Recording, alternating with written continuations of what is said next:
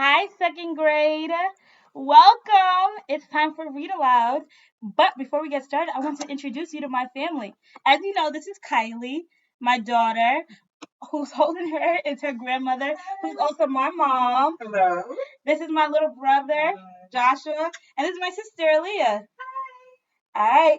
It is now time for Read Aloud. So that means you got to go to a quiet space and move away from distraction. Bye, family. Bye. Just like normal when we do read aloud, let's make it quiet. Let's get comfortable. I'm even gonna sit comfortably. Bring my camera a little bit closer. How are y'all doing? Today is actually my sister's birthday, which is why I'm here. All right. I wonder what y'all are up to. We miss you so much. I was talking to all the other second grade teachers, and we were just so sad that we had to be away from you. Just know that we love you, and we hope you have a great weekend. Hope you're doing fun things at home. So today we're going to be reading the story For You, a Kenyan Child. Kenyan. Kenyan is a person from Kenya, which is a country in Africa. For You Are a Kenyan Child by Kelly Cunane, art by Anna Wan. When we're reading, I want you to feel like you are a Kenyan child living in Kenya. I wonder what it feels like. Let's read.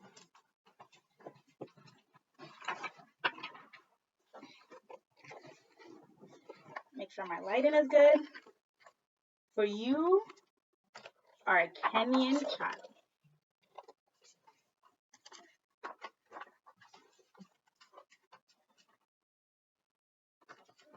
Roosters crow and wake one morning in the green hills of Africa. Sun lemon bright over eucalyptus trees full of doves.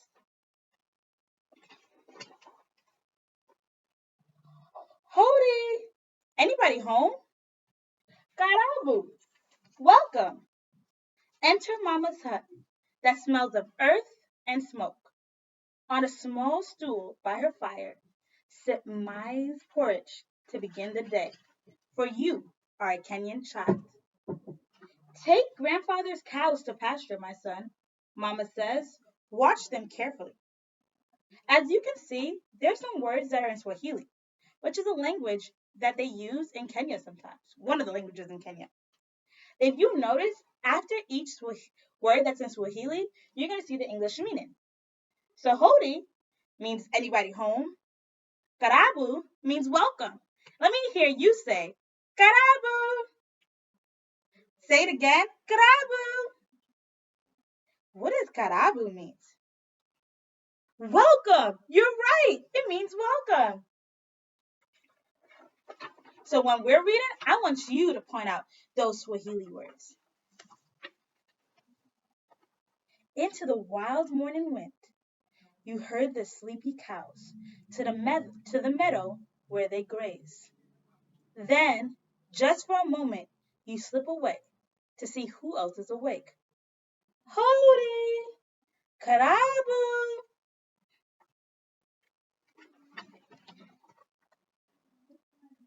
Bashir is opening the tea shop. Red and yellow beanie on his long loopy hair. He shakes your hand and you shake his, for this is hello for a Kenyan child. He lets you look at him cook. Una taka chapati? He asks. Do you want a pancake? And he gives you the first hot one of the day. But wait, what's that out the doorway? Ooh, what's that out the door? What do y'all notice? What is that? I wonder what it is. A great black monkey hurries by. Run from the shop to look. Chase after it. You want to see? But the monkey leaps up high to its home, into the tops of the trees.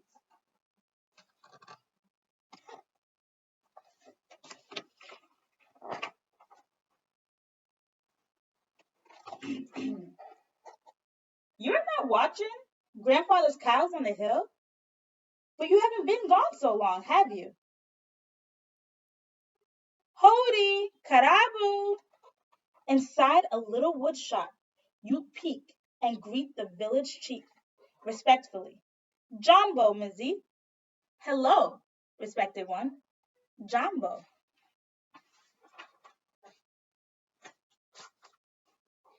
Mizzy was once an African warrior who hunted lion and carried a spear. He says, Una taka chica rangu. Do you want to hold the chief stick? Nidio! Yes, you cry, and march proudly around him, lifting it high. What do you notice about the boy and the village chief? What do you notice about the boy and the village chief? I want you to whisper to your turtle and tell your turtle what do you notice about the boy and the village chief?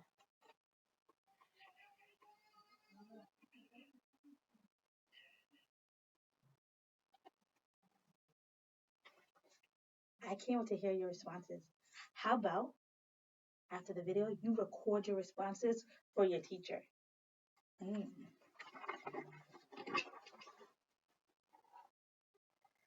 Grandfather's cows are waiting, thirsty from their grassy breakfast. They want someone to take them to the stream for a drink. But look, who's putting tin dishes on her head to dry? Hody! Karabu! Grandmother, plump as a hen, smiles and asks, Una taka mazui, Lala? Do you want sleeping milk, sweetened with crushed charcoal, fresh from a gourd? I wonder what he's gonna say. I have a feeling he's gonna say yes.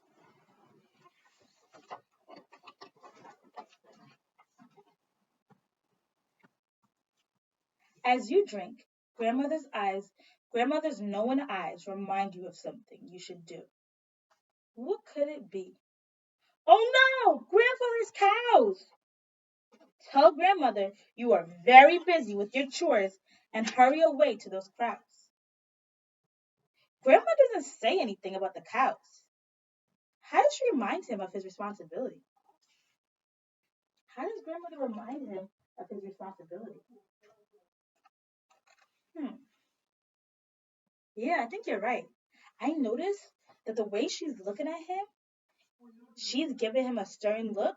She doesn't have to say anything at all, but the way she's looking at him, you can tell what you can tell that she wants him to do his chores. Wow. So without even saying a word, her facial expressions is telling him exactly what he should do.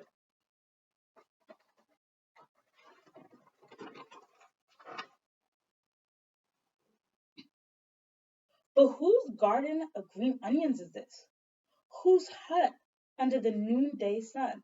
Howdy! Karabu! Winnie, skinny with soft hair, is laughing. Baby brother tied in a cloth on her back. Una taka nududu? Do you want a bug? And from the sky, she offers you one because they're so sweet. Mmm, you say, for you are a Kenyan child. The two of you push gently with your toes, a dung beetle rolling down dung for his home.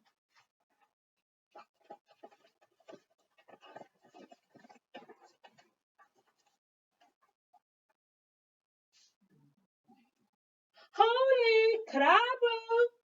Kibitu, your friend, the same age as you, kicks a rag ball in the African dust. Una taka kucheska? Do you want to play? He asks. Tabisa, of course you shall! And run without thinking of anything else in the world you have to do but kick the ball with your friend. While you catch your breath, you look to the hillside where grandfather's cows always graze. Do you notice something? He looks to the hill where grandfather's cows always graze. What do you notice? Hmm. I'm noticing the cows are not there anymore. Oh, oh. Oh.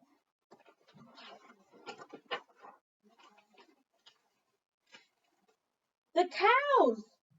They're gone! Run to the meadow. You should not have left.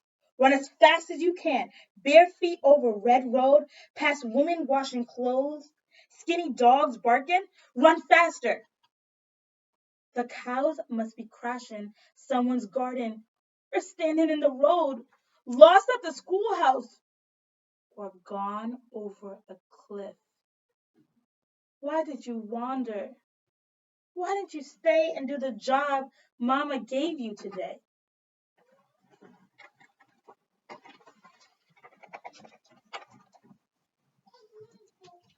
Uh-oh! There's Grandfather where you should be, on the path with his cows, going home for evening tea.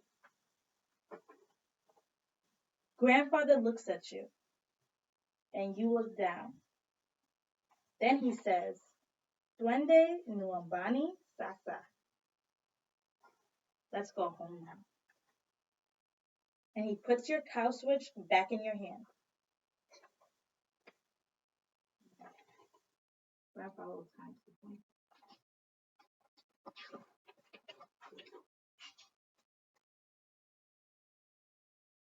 take the cows home with grandfather. Do not stray, for you are a Kenyan child and have been everywhere and seen everything in this African village today.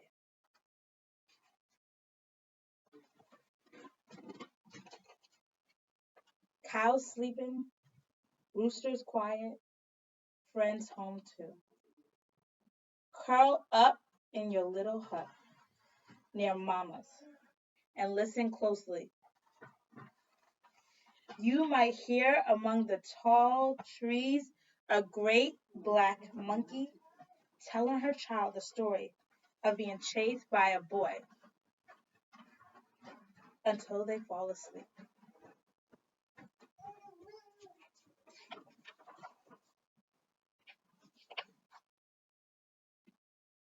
Like you, like us. The end. Let's talk about the boy's village for a moment. As he went through the village during the day, what kept happening? Give a minute for you to think. What kept happening as he went through the day? Mm-hmm. Yeah. Yeah.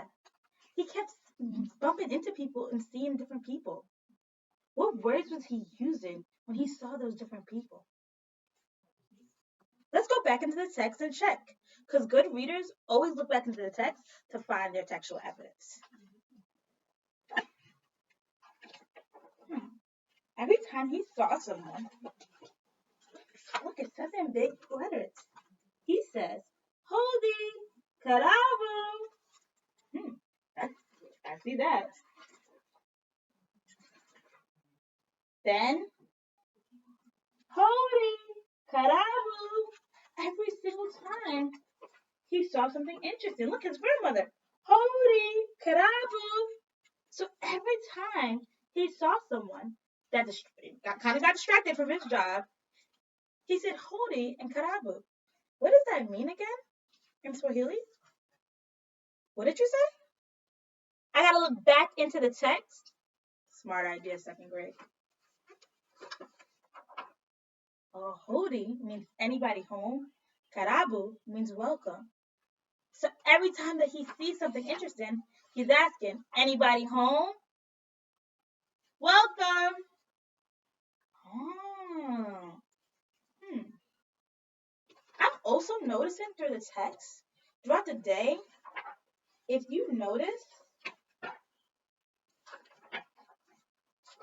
things were popping up into his view. So when he was getting his pancake, his chapati, in the corner you could see the monkey's tail.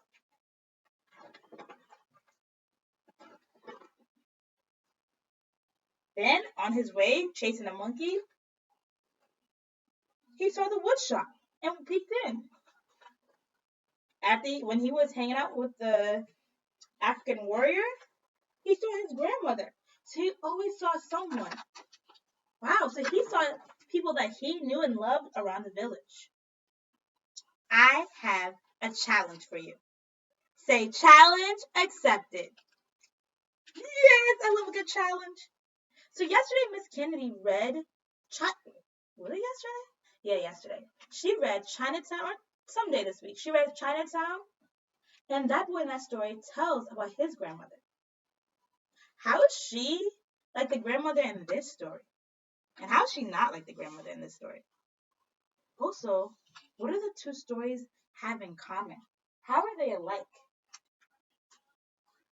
So the challenge is you're going to take out a piece of paper and pencil, and you're going to write how are For You a Kenyan Child and Chinatown, how are those two texts alike? All right? And you're going to write it, and you're going to take a picture of it for your teacher. We're looking for some really good responses to put on our new Instagram page, our new Facebook page, and our Class Dojo page. So I want to know, what are some ways that their lives might be alike? So we have For You a Kenyan Child and the Chinatown book Miss Kennedy read. What are some ways that their lives might be alike? We're looking for some real detailed responses. So what you might have to do is click on these videos again and go back and find that textual evidence. I can't wait to see what you wrote. Don't forget to text me. Duke, you better be texting me. Smith, you know who to text. Swarthmore, you know who to text. And CAU, you know who to text. And you're writing Chinatown and For You a Kenyan Child. What are some ways that these two children, their lives might be alike? All right? And you also got to tell me, how are their grandmothers alike and different? Thank you so much for reading with me, and thank you so much for meeting my family. I hope you have a great day and a beautiful weekend. Love y'all, and I definitely miss you. See you next week.